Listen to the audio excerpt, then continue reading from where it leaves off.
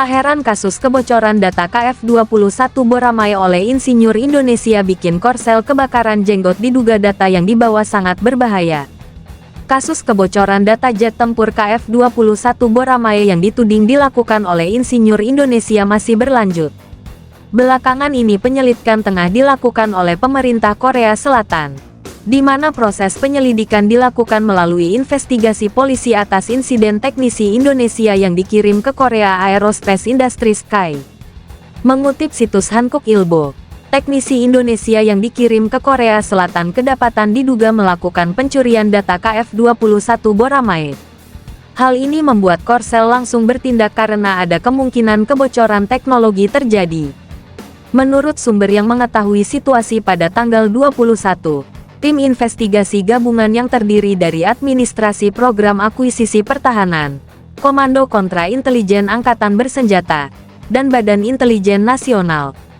Ketiga badan penyelidikan ini memutuskan untuk meminta polisi untuk menyelidiki Tuan A, seorang peneliti yang dikirim ke KAI berkewarganegaraan Indonesia, dan memulai prosedur terkait.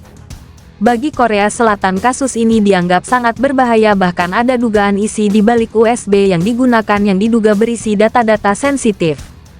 Mengutip situs jongang.co.kr, diduga ada kurang dari 10 konten bermakna. Beberapa di antaranya adalah data yang diizinkan KAI untuk berbagi teknologi. Namun beberapa di antaranya dikatakan sebagai data yang diambil tanpa izin dari gambar desain KF21 yang dilengkapi dengan senjata. Kecurigaan bahwa USB tersebut berisi CATIA, program pemodelan 3D untuk KF21, juga menjadi masalah yang perlu diselesaikan. Bahan ini merupakan versi 3 dimensi dari gambar desain dan dianggap sebagai inti teknologi KF21. Namun, KAI telah membatasi kemungkinan kebocoran CATIA. Meski insinyur Indonesia bisa membuat CATIA atau program serupa dalam proses pembelajaran mandiri teknologi KF21, namun tidak mungkin membocorkan teknologi KAI secara langsung karena sistem kendali yang ketat. Sebagai tim investigasi yang tidak memiliki kewenangan investigasi, terdapat keterbatasan dalam memverifikasi teori tersebut. Tampaknya polisi akan mampu menentukan secara jelas benar atau salahnya kecurigaan tersebut dengan mengamankan data dan pernyataan yang lebih luas.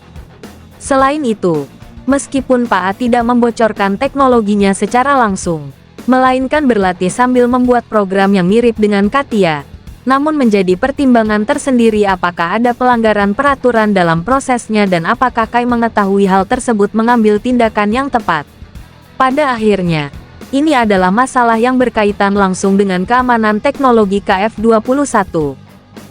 Kasus kebocoran data jet tempur KF21 beramai yang dituding dilakukan oleh insinyur Indonesia masih berlanjut.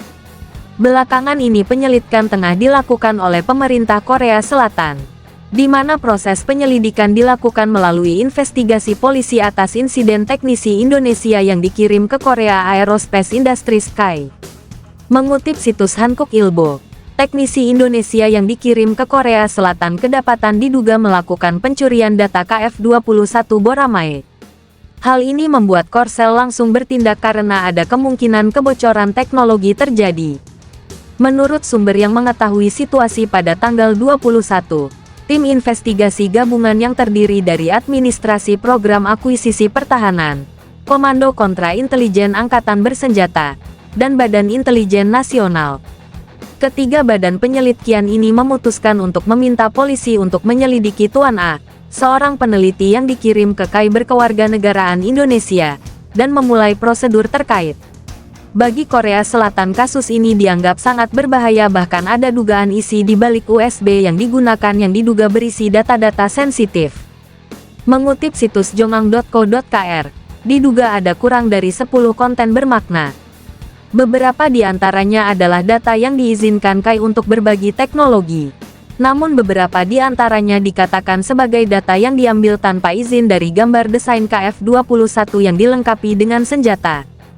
Kecurigaan bahwa USB tersebut berisi CATIA, program pemodelan 3D untuk KF21, juga menjadi masalah yang perlu diselesaikan.